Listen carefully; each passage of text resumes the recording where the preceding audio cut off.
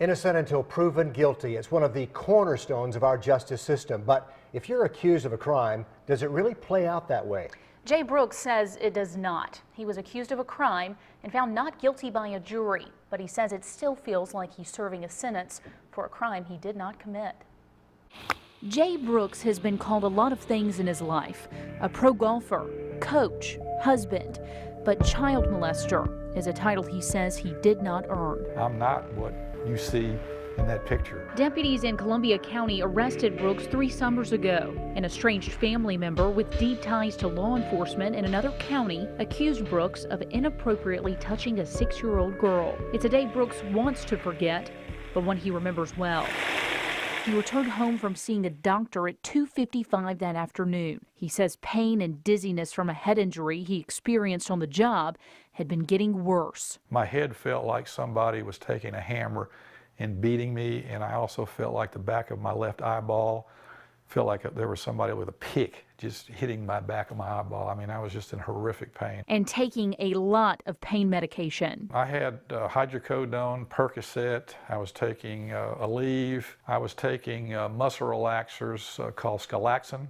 I was just taking heavy doses of these medications. Another family member was home that afternoon too, but ran out to help a friend who needed a ride, leaving the 6-year-old with Brooks. She starts, horseplaying like she does. She's just jumping all over the, the recliner. Brooks says the young girl started hitting him on the head, heavily medicated and in a lot of pain.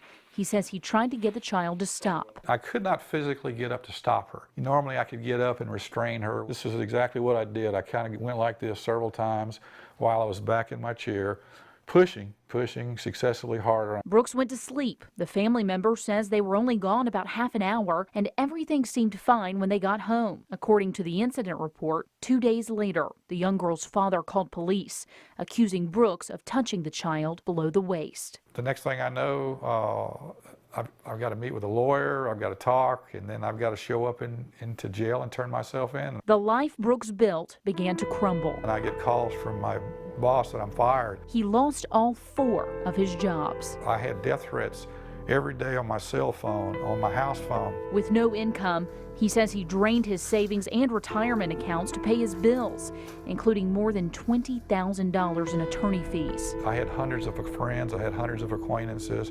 Nobody would call me, so the isolation, probably was the worst part of this thing. If convicted, Jay faced up to 20 years behind bars, or he could take a plea deal and serve just 1 year of probation. I would have thought that was a worse thing, to know that I pleaded to something I didn't do just so I didn't do jail time. I couldn't live with myself. I said to myself, anybody that would turn down that deal would have to be innocent. It would take 2 years and 8 months until he had his day in court, but take the jury just minutes to find Jay Brooks, accused child molester, not guilty. This one was one of the shortest deliberations. I think the whole deliberation process was probably less than half an hour, maybe around 20 minutes or so. A jury gave him back his freedom, but couldn't give him back the life he had. Innocent until proven guilty. What do you think about that phrase now that you've been through what you've been through? I basically was considered guilty until proven innocent. You realize that, even though the jury said not guilty,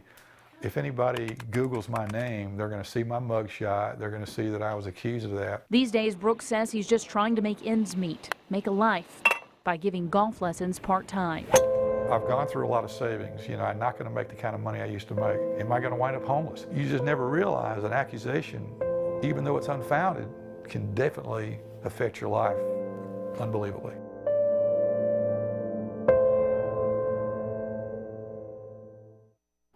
Jay, his attorney, and the family member home that day all tell me the investigator never searched Jay's home or collected any evidence inside his home.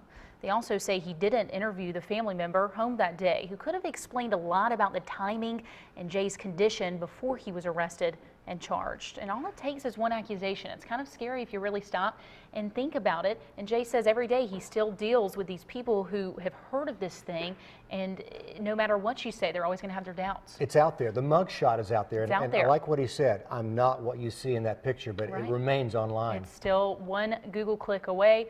Wrong time, wrong place. You never know. And so many more cases just Just like that. his, exactly. Laura, thank you.